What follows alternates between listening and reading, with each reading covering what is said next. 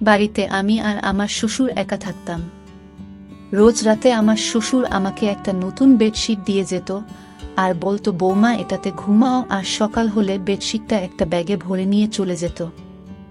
আমার মনের অবস্থা তখন ভালো ছিল না। আমি বিধবা হয়েছিলাম, 1 মাসও হয়নি, কিন্তু একটা জিনিস খুব আশ্চর্যের ছিল, যখনই আমি ওই বেডশিটে শুতাম আমার খুব ঘুম চলে আসতো। রোজ একই কাজ করতে করতে আমি ক্লান্ত হয়ে পড়েছিলাম। একদিন আমার শ্বশুর বেডশিট দিয়ে চলে গেল, কিন্তু আমি বেডশিটটা বিছানায় পাতলাম না, আর ঘুমানোর নাটক করলাম। আর তার 4 মিনিট পর আমার সাথে যা হলো তা জানলে আপনি ভয়ে কেঁপে উঠবেন।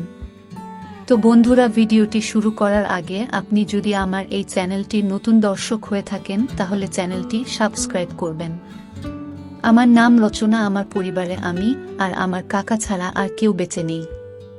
কাকা আমার বিয়ে দিয়ে দিল, কিন্তু আমার কাকা কোনো খারাপ মানুষ ছিলেন না, মানে খুব ভালো মানুষ ছিলেন। আমার 17 বছর বয়সে বিয়ে হয়। আমি খুব সুন্দরী ছিলাম, কিন্তু উনি আমার জন্য যে পরিবার পান তারা খুব বড়লোক ছিল না, আবার গরিবও ছিল না, কিন্তু ওনার আর কিছু করার ছিল না, কারণ আমার কাকিমা একদম ভালো মানুষ ছিল না। কোনো ভালো সম্বন্ধ এলে আমার কাকিমা বলতো, আগে নিজের মেয়েদের কথা চিন্তা করো, একে তাড়াতাড়ি বাড়ি থেকে বিদায় করো, না হলে আমার মেয়েদের জন্য ভালো সম্বন্ধ পাবো না। যারাই আসতো তারাই আমাকে পছন্দ করে নিত, কারণ আমি খুব সুন্দরী ছিলাম। আর আমার কাকার মেয়েরা মোটা আর কালো ছিল, কিন্তু তারা আমার সঙ্গে ভালো ব্যবহারই করত।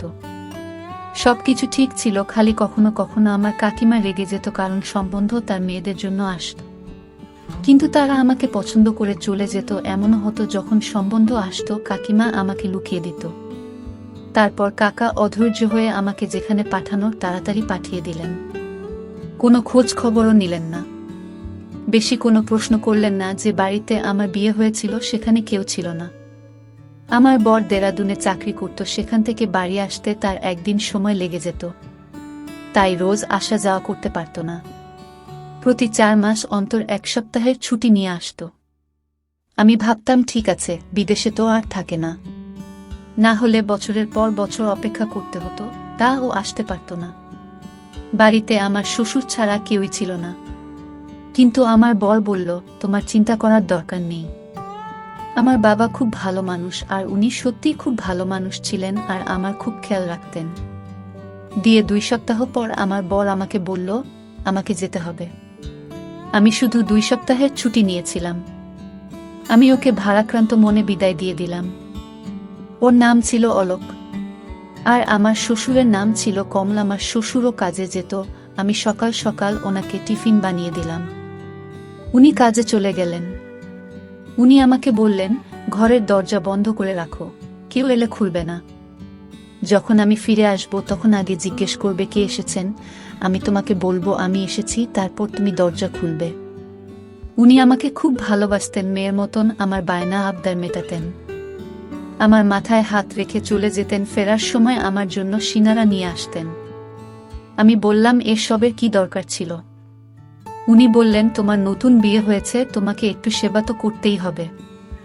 আর যদি আমার স্ত্রী বেঁচে থাকতো তাহলে তোমার মতো আমার একটা মেয়ে থাকতো, তাহলে ওর সাথে তোমার সময় কেটে যেত, কিন্তু উনি তো এই দুনিয়াতেই নেই। তখন আমি বললাম, কোনো ব্যাপার না, আপনি তো আছেন।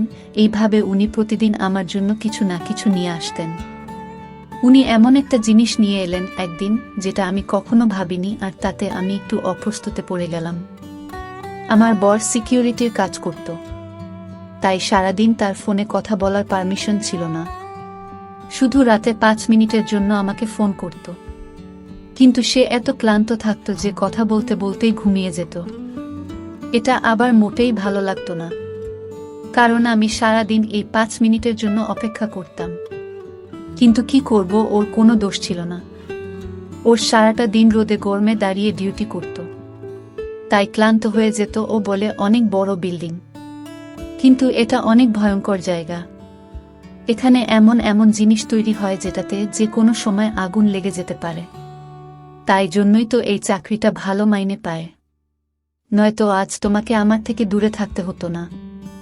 একদিন খুব খারাপ খবর এলো, আমার বর এই পৃথিবী ছেড়ে চলে গেছে। যে বিল্ডিংটার সামনে কাজ করত সেই বিল্ডিংটায় আগুন লেগে যায়। আর তাতে আমার বর মারা যায়, এটা আমার কাছে খুব বড় শক ছিল। আমি বিয়ের 2 মাস পরেই বিধবা হয়ে গেলাম। আমার কাকা আমাকে বলল ফিরে চল, কিন্তু কাকিমা চেঁচামেচি করল, বলল এ তো বিয়ের 2 মাস পরেই বিধবা হয়ে গেছে, এ একটা অপিয়া, এর কালো ছায়া আমার মেয়েদের উপর পড়ে যাবে। এই যতদিন আমাদের বাড়িতে ছিল ততদিন কোনো কিছু ভালো হয়নি। যেদিন গেছে সেদিন আমাদের ঘরে একটু সুখ শান্তি এসেছে, আমি ওকে ঘরে ঢুকতে দেব না। বাধ্য হয়ে আমি সিদ্ধান্ত নিলাম আমি শ্বশুর বাড়িতেই থাকব। আমার কাকা বলল চিন্তা করিস না, আজকাল তো বিধবা ডিভোর্সি মেয়েদেরও বিয়ে হয়ে যায়, কাউকে না কাউকে পেয়ে যাবি। আমি তোর জন্য আবার ছেলে দেখব, কিন্তু আমি আর বিয়ে করতে চাই না, কারণ আমার বরের কথা আমার খুব মনে পড়ে। আমার শ্বশুর তাড়াতাড়ি কাজ থেকে বাড়ি ফিরে এলো, আর আমি দেখলাম উনি সাথে করে একটা সাদা রঙের বেডশিট নিয়ে এসেছেন। বললেন বৌমা, এটা বিছানায় পেতে এসো। আমি বললাম ঠিক আছে, কিন্তু আমার ওনাকে এটা জিজ্ঞেস করা উচিত ছিল, এটা পেতে আমি কেন শোব।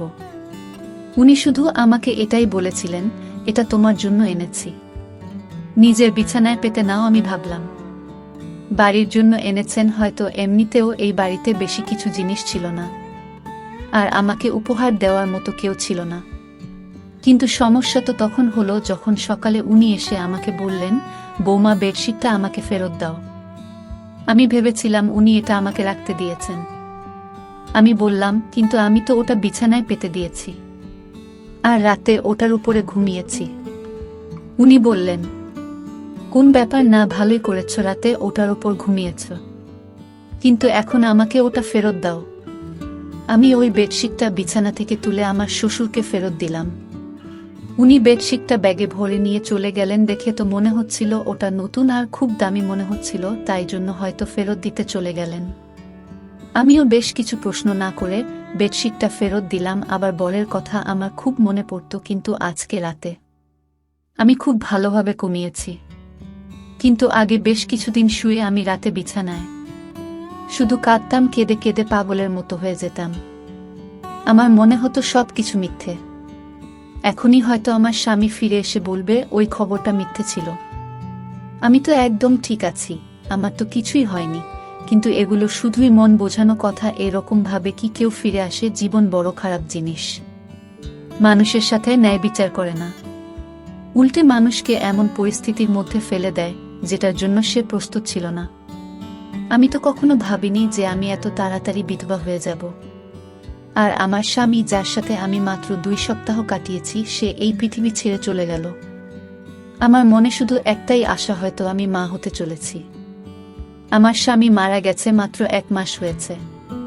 কিছুদিন আর যদি বাঁচত তাহলে হয়তো আমি নিশ্চিত হয়ে যেতাম যে আমি সত্যিই মা হতে চলেছি নাকি সেটা নয়, কারণ যখন আমার স্বামী ফিরে গিয়েছিল তার 20 দিন আগে সে আমার কাছে ছিল, আর তার যাওয়ার 2 দিন পরই খবর এলো যে সে আর বেঁচে নেই।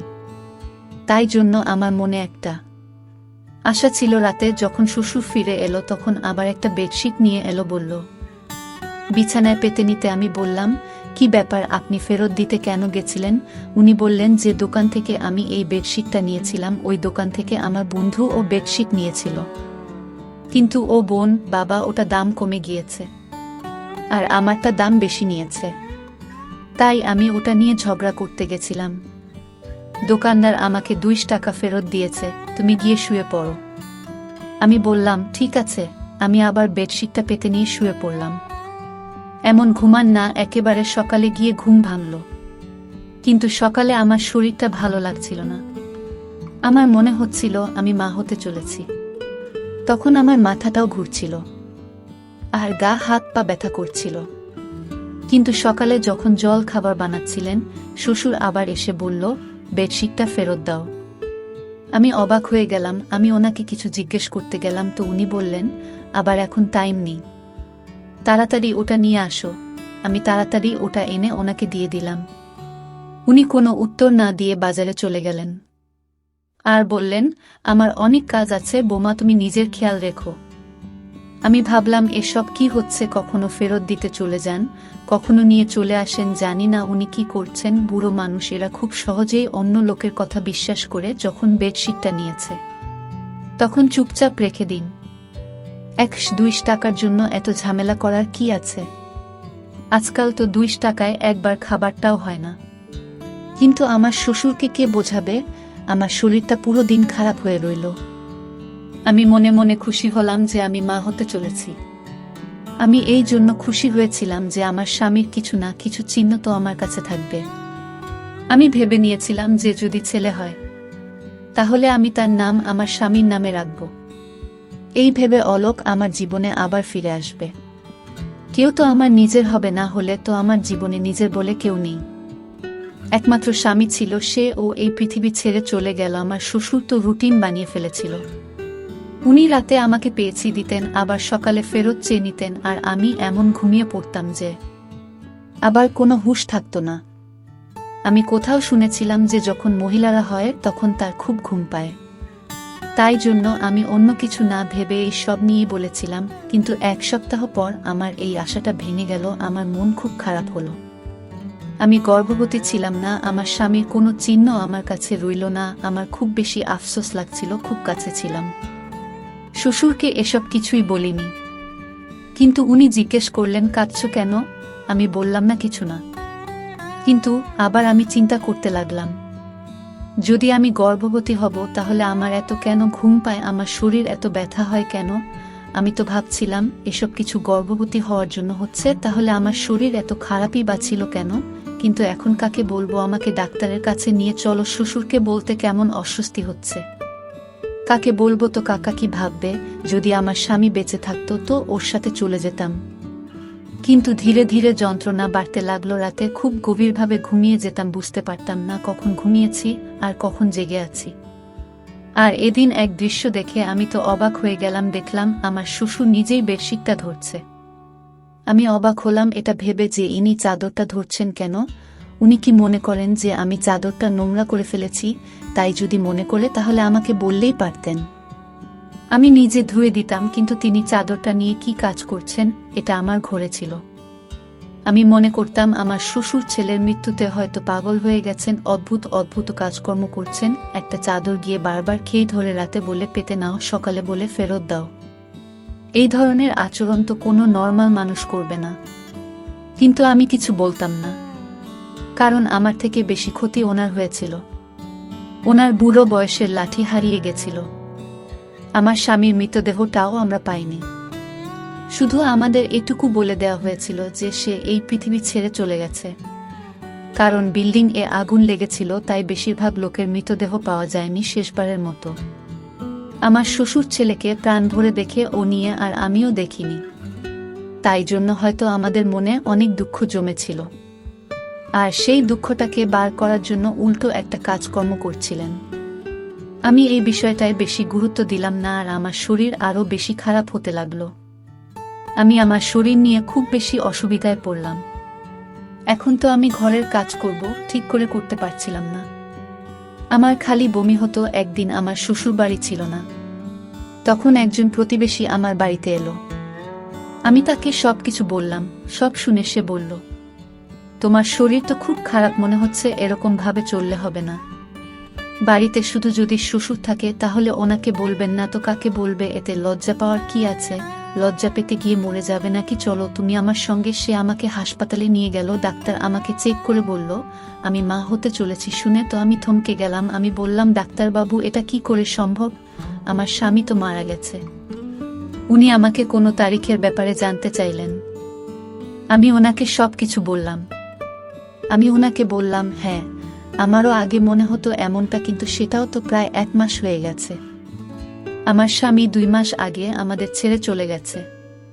কিন্তু ডাক্তার বলল কখনো কখনো এরকমটাও হয়, হয়তো আপনার সাথেও এমনটাই হয়েছে। মহিলার শরীরে কোনো লক্ষণ দেখা দেয় না, কিন্তু তবুও সে গর্ভবতী হয়। আমি তো কিছুই বুঝতে পারছিলাম না। তারপর ডাক্তার আমাকে বলল, তুমি কারো সাথে কোনো নোংরা কাজ করনি তো? আমি বললাম, সৃষ্টিকর্তার দিবি আমি এমন কোনো কাজ করিনি।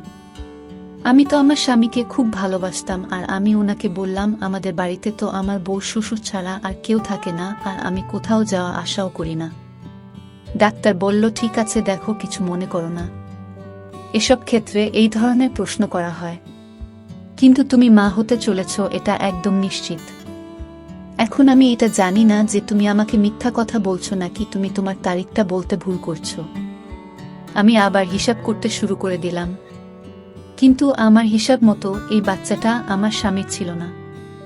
আমি ডাক্তারকে মিথ্যা বলে দিলাম, কারণ ডাক্তার হয়তো আমার বদনাম করে দেবে। আমার সঙ্গে আমার পাড়ার মহিলা ছিল, সে বলেছিল সে প্রায় এই ডাক্তারের কাছে আসে, এখন তো সে বাইরে বসেছিল।